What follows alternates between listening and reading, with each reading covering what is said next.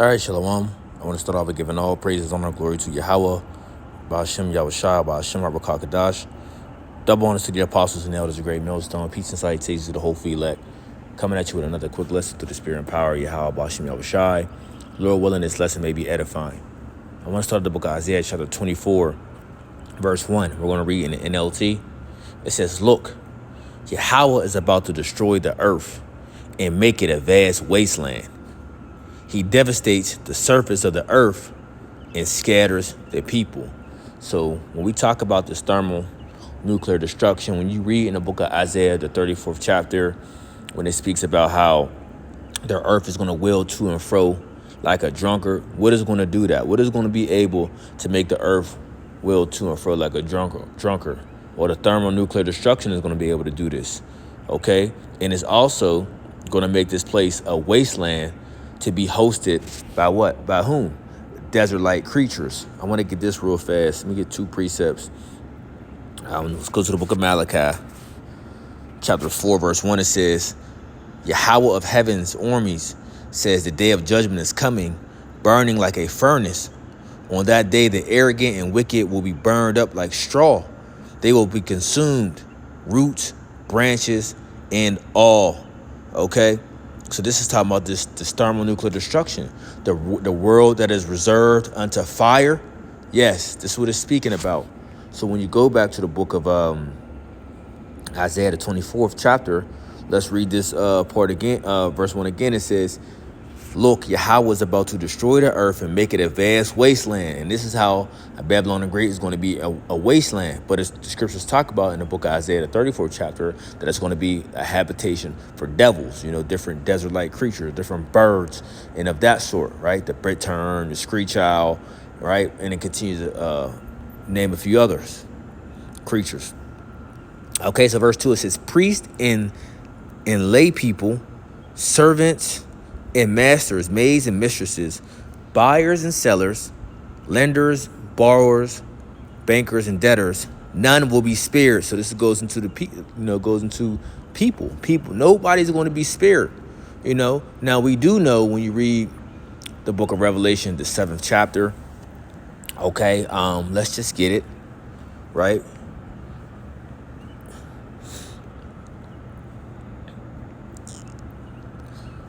The book of Revelation, chapter 7, verse 1, it says, and I'm going to get a precept to link up right with this as well. It says, and we're going to continue in NLT. It says, "Then I saw 4 angels standing at the 4 corners of the earth, holding back the 4 winds, so they did not blow on the earth or the sea or even or on any tree. And I saw another angel coming up from the east, carrying the seal of the living power. And he shouted to those 4 angels who had been given power to harm land and sea, 'Wait, don't harm the land or sea or the trees until we have placed the seal of the Most High on the foreheads of his servants.' And I heard how many were marked. The seal of the Most High, 144,000 were sealed from all the tribes of Israel." So right now you got 4 angels holding back that destruction to make this place a wasteland. Okay? And it's talking about what? The destroying wind. And not just only the 144,000. You still got the mixed multitude right here. In verse 9, let's read it. It says, "After this I saw a vast crowd, too great to count, from every nation and tribe and people and language, standing in front of the throne and before the Lamb. They were clothed with white robes and they held a palm of branches in their hand. And they were shouting with a great roar, 'Salvation's come from our,'" this is a context clue of knowing who this is speaking of. It says, "Salvation comes from our power who sits on the throne and from the Lamb." So these are Israelites. Okay, it's already open, T.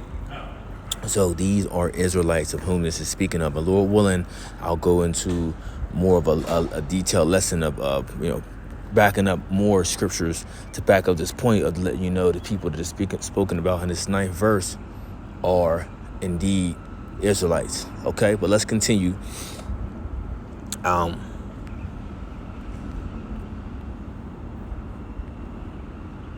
Jeremiah 51:1. It says, "This is what Yahweh says: I will stir up a destroyer against Babylon and the people of Babylonia." right? And we know America, Babylon the Great is also known as what? The daughter of Babylon. Let's read in the KJV. Thus saith Yahweh, behold, I will raise up against Babylon and against them that dwell in the midst of them that rise up against me a destroying wind. A destroying wind. And I will send it to Babylon fanners that shall fan her and shall empty her land for in the day of trouble, and they shall be against her round about. See, so this is going to talk about this nuclear destruction that's coming to waste this land. And the 4 angels is holding it back. For who? The ones that will be spared, which are the elect. Okay, now, one more precept. The book of Ezekiel chapter 9, verse 4, right? Because it's talking about no one being spared, and we know the people that aren't going to be spared. Okay, the ones that are not of the elect, the ones who will not have the Thawah. Okay, the book of Ezekiel chapter 9 verse 4 in the NLT, he said unto him, walk through the streets of Jerusalem, speaking unto an angel, and put a mark on the foreheads of all who weep and sigh because the detestable sins being committed in their city. Then I heard Yahweh say to the other men, follow him through the city and kill everyone whose forehead is not marked. Show no mercy, have no pity. Kill them all, old, young, girls and women and little children, but do not touch anyone with the mark. Begin right here at the temple. So they begin by killing the 70 leaders. So there you go. So the one that's going to have that mark, that the wadi exempt from judgment, are the ones who will be spared, right? So now going back to the book of Isaiah, chapter 24, verse 3. So it says the earth will be completely empty and looted. Yahweh have spoken. And this is what the prophets, these are the things that we're speaking about. These are the signs of the times that we speak of, okay, of these things that will initially come to pass. World War III, right? Amongst other things, World War III will be the end all be all, but we know we got more prophecies that we must see that's going to come upon the planet Earth. It says, the earth mourns and dries up, and the crops waste away and wither. Even the greatest people on the earth waste away. So what you are seeing now happening, okay, the Lord talked about famines and pestilence and, all these different things to come. We are literally seeing, rivers being dried up. We're literally seeing crops being wasted away, whether it's through, man-made technology from right? Or whether it's a natural disaster who coming from Yahweh Shem Al-Shai, okay? Using different creatures, okay? Different storms and things of that sort, right? Continuing on, it says, the earth suffer, even the great, and we know the greatest people of the earth is the Israelites. So it says the earth suffers for the sins of its people, for they have twisted the Most High's instructions, violated its laws, and broken his everlasting covenant. And when you think about Israel, we are the ones who was given the law. We are the ones who have broken his instructions. We are the ones who have broken his everlasting covenant. We are the ones who actually fit into this category. Now we always mention in this case because he is the one who have taken the scriptures into himself. But the scripture says, but the scripture say in Psalm the 50th chapter, why you take the scriptures into yourself and you don't even keep my way? You applied it to yourself, okay, and say to the world, as you are these people of the Most High and you live by this sort of way, and you don't. You don't actually keep this way, but you're forwarding this mindset as if you do, okay, as if you do, all right? Okay, so you are the ones who have pertained to yourself. You are the ones who is violating the laws. But yes, as Israel, have we done this as a nation? Absolutely. So now we are actually seeing through our disobedience and our rebellion to Yahweh Bashim al-Shai, as we're now starting to see the earth suffer. Okay, we are seeing the earth suffer. Will the earth be suffering if we were if we was in our right way, if we is us governing the earth? No, it wouldn't be. Good morning. It wouldn't be, but it is. Why? It still also goes back to it pertaining to Israel, of what we. It's open, Miss Marilyn. Oh, you said you unlocked it? Okay. But it was they threw me off. So I read it again. The earth suffers for the sins of his people, for they have twisted the Most High's instructions, violated his laws, and broken his everlasting covenant. So yeah, so when you go to the curses, all everything we would go through, under the ruler of this devil, under the inhabitants thereof, you see of how the earth is in its destroyed state. Why? Because the wicked is ruling.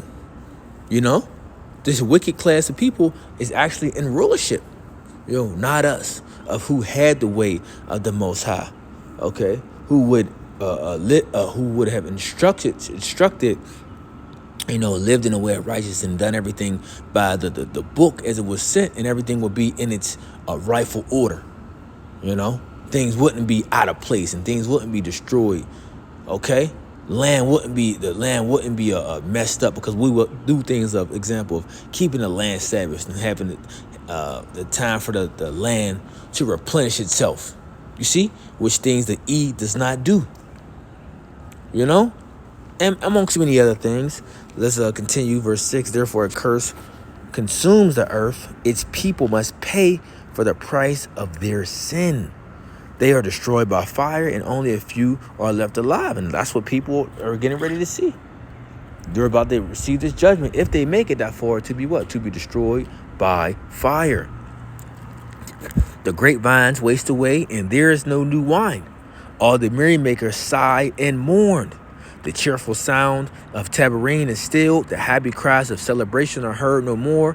The melodious chords of the harp are silent. Gone are the joys of wine and song. Alcoholic drink turns bitter in the mouth. The city withers in chaos. Every home is locked to keep out intruders. Oh my goodness. You cannot tell me that this is not about to befall Babylon the Great. You can't tell me, right? All these different things. Because right now, a lot of people are sighing. Yeah, she said she unlocked it. She just said she unlocked it and it's locked.